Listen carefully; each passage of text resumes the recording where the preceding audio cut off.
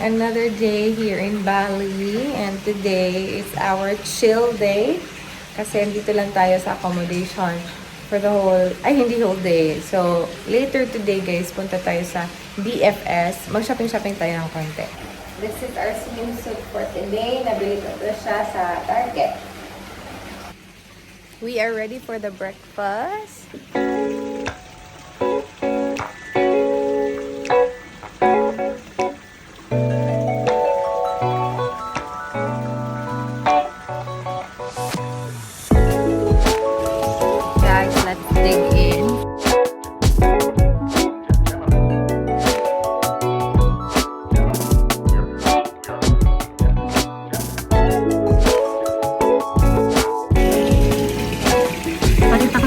Kung ano yung laman ng ating floating breakfast. At cereals, tapos may eggs, tapos may rice, another egg. Hindi ko alam kung ano yan. Tapos veggies, another cereals, and we have some pastries, then mga bread. Coffee, our coffee is getting cold. Tapos meron tayong konting pancake, and some fruits, some juice, some milk. This one is like mga cocktails nila na mga juices nila. So that's pretty much it yung ating makukuha sa kanilang floating breakfast. Yan. It is so pretty.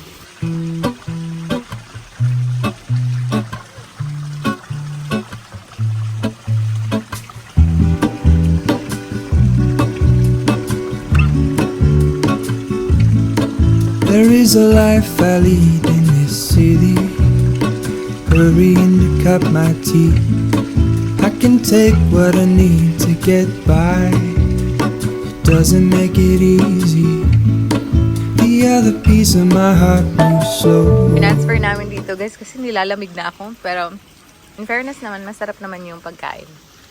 Nag-shop kami ni Michelle nito. May alcohol pala. Hindi mo lang kami na-inform. Kailangan namin ng coffee. Yung coffee na nasa floating breakfast natin is hindi na talaga mainit. And since we have free breakfast naman na buffet, so we're just gonna go there and grab something. And si Michelle, hindi siya masyado natuwa sa floating breakfast kasi gusto niya yung maraming rice at saka noodles. Hi? Savory options. Savory options pala. So yeah, we're just gonna go there.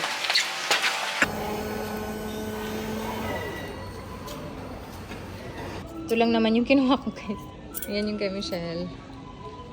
Balik na naman kami dito. Ma-enjoy na. Ma-enjoy na si Inday. Si Michelle, magbabike siya. Sabi ko maglalakad ako. Ang ganda kasi ng ng view. And first time na lumabas talaga ng bongga si Mr. Sun. So, ang ganda. Go!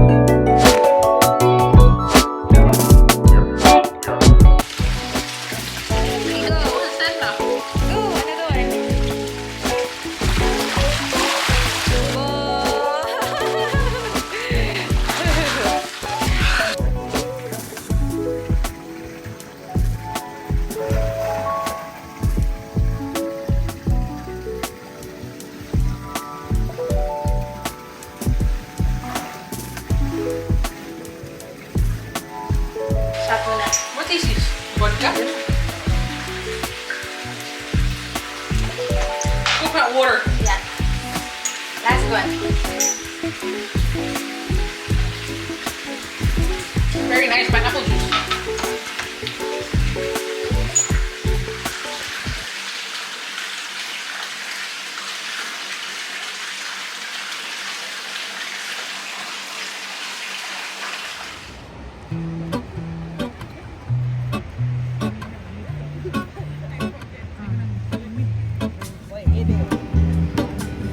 Nandito na pala kami sa beach. Nag-order lang kami ng coconut.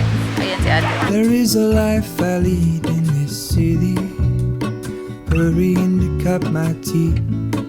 I can take what I need to get by. Nice pa din sa mag-surfing din. Doesn't make it easy. The other piece of my heart Kaya won't may si show. surfing. Somewhere in the great Thank you! when I return from the afterglow. Bata pa nga butong. Like I don't know. Ulo, imo ka kay Neil. Hats. Mission boat butong. It's a lobby. We together, take me back Ano where na I've i-cook na order? Wala, hindi ko ganahan. Ganun eh. Ganun yung order pa doon. More mo kumakitan. And also, hold on. okay, it's very clear. We together, take me back where I've been. I want it all. I had a feeling, For kidney but the stones. feeling is all gone. Okay, so dito na pala tayo sa beach walk na mall. Kasi sobrang init kasi talaga dito, doon na hindi na namin kinaya ni Michelle. So punta na lang talaga kami dito.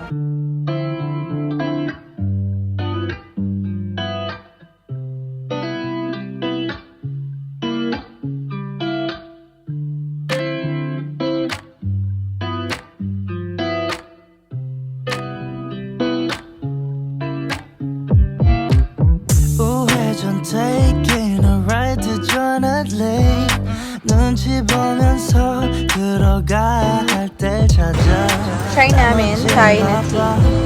설레임 바꾸는 사람들 시간만 지나가 자신감 가지고 해와 그냥 천천히 들어가야 해 어쩔 때에는 Ito yung akin. It's like green tea matcha. Ayan, original na Thai milk tea. In fairness, masarap siya. And then, nag-ano lang kami, bumili kami sa Balinata for some extra. 동선을 타고 난 날아올라 동선을 타고 난 날아올라 Dito kami sa Kota Art Market. Bili-bili ng something-something. Yeah, just random. Naaraman diri mga LV. Ari na ta Gucci dai. Gucci and LV. And Prada.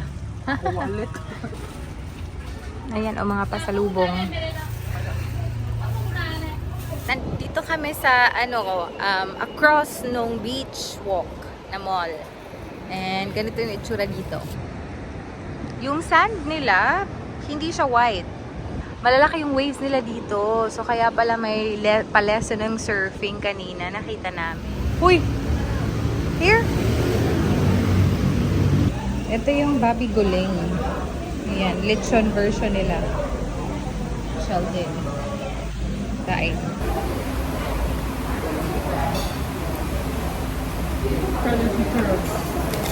Kahit yung sabaw, masarap no?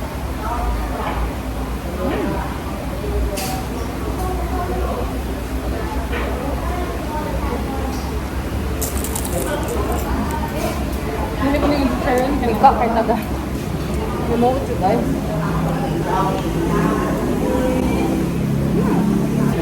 Ano kaya to?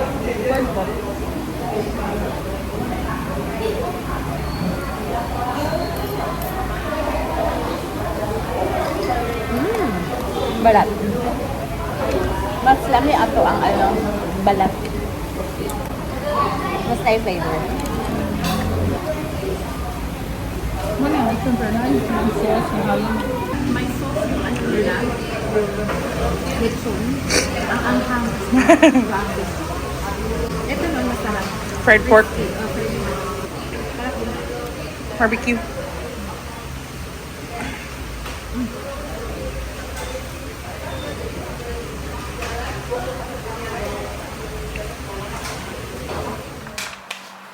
Hi guys! Kanina pa kami dito sa accommodation and grabe talaga sobrang ulan. Hindi na ako nakapag-vlog kasi bumukas talaga ang ulan.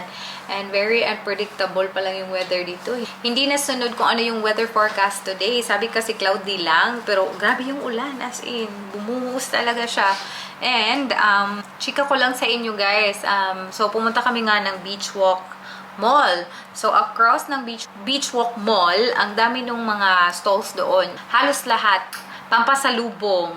So, may nabasa si Michelle regarding art market, which is yung tawag sa mga stores doon, na sobrang mahal daw. Like, mas mahal pa daw siya kaysa sa mga tinda sa mall. Hindi ko naman alam na meron kaming exit nga na pinuntahan. Then, meron kami mga nakita na mga tindahan na yun na pala yun. Akala ko talaga yung very close to the beach, yung sinasabi nila na sobrang mamahal. So, ayun, pili-pili kami doon ng mga pangpasalubong nga, mga abubot-abubot. And then, grabe, ang mahal talaga. Pakita ko sa inyo na nabili namin, ha.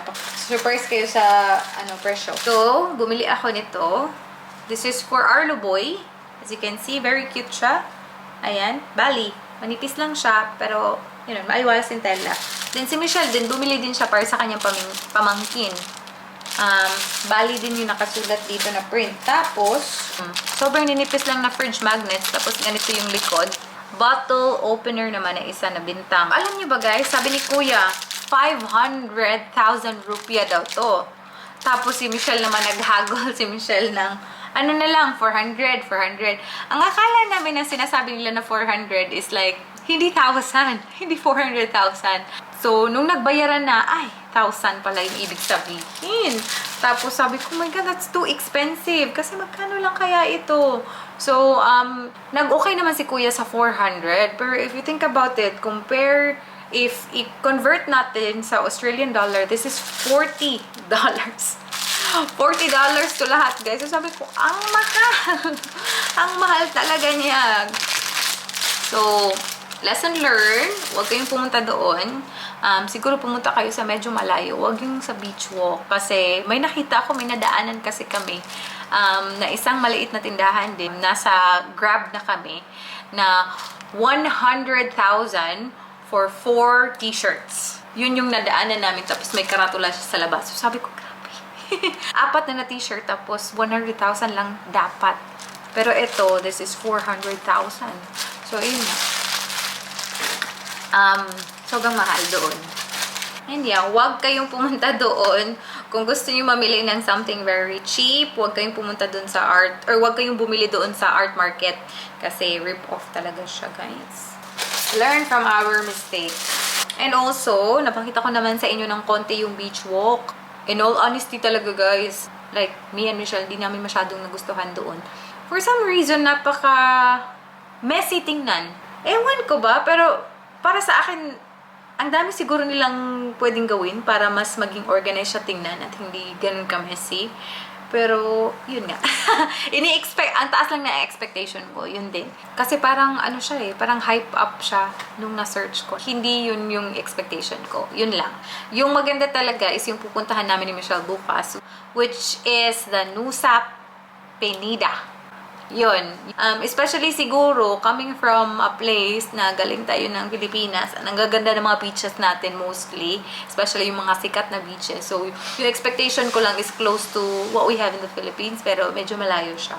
Para para malaman nyo, if ever pupunta kayo doon, you consider somewhere else para, especially if limited lang yung time nyo. Tonight, we're just gonna prepare for tomorrow's trip. So, it's gonna be a tour again. Meron na naman tayong tour guide bukas. Hindi siya masyadong nakakapagod siguro compared sa last tour natin kasi konti lang yung pupuntahan natin tomorrow. Yung biyahe lang, medyo matagal siya, pero hindi tayo pahap ng one place to another na sobrang dami na places ba. Bukas kasi 2 places lang. Yung biyahe lang talaga yung medyo mahaba. Mas okay ako doon. So guys, insert ko lang yung video na to kasi I just wanna let you know na it's been how many months na pause talaga yung business natin. Hindi pa talaga ako nakapag-upload ulit ng mga bagong items kasi unfortunately, tumaas yung gold natin ngayon and then I also have a problem with my supplier. So unfortunately, wala na talagang reply ako na-receive from my supplier. So I just really have to apologize sa mga nag-pre-order sa akin, guys, and sa mga nag-expect na darating na yung items nila last March.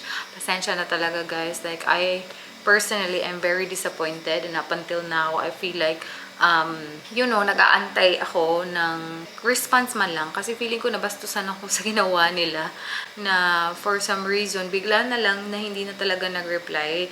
And the fact na nagpa-pre-order ako sa inyo, guys, para bang nakakahiya para sa inyo na nag-down payment na sa akin. Nagbayad na ng pre-order fee, tapos bigla na lang silang nawala. And to be very honest, medyo naano na din ako, like na-trigger ako ng konti ba, kasi there's no information about anything. Wala man lang update.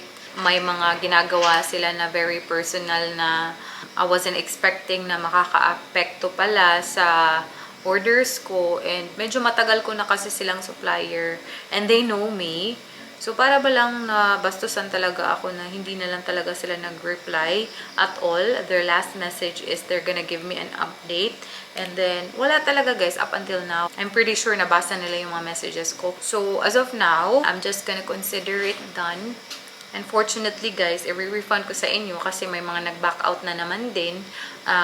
Yun na lang yung gagawin natin. Sa supplier ko, kasi you know me naman, sana na-realize nyo na medyo stressful talaga yung ginawa nyo sa akin. And I hope you understood me nung nagalit ako sa inyo. Hindi naman talaga nagalit. Very disappointed lang talaga ako sa inyo kasi hindi kayo nag-update. Talagang dihado talaga ako and I have to refund them, and because I have to refund them, I have to pay transfer fees and everything, and I hope na-realize nyo yan. And wala akong ginawa sa inyo talaga na mali. Everything na sinabi ko sa inyo, sinend ko sa inyo ng mga messages is coming from a place of frustration na bakit ganito kayo mag-business. In the first place, hindi ko naman kayo kinontak na, 'di ba? Since last year, hindi ko na kayo kinontak. And then, wala pa talaga akong sinabihan or message sa mga nag-pre-order sa akin na the orders would not push through anymore.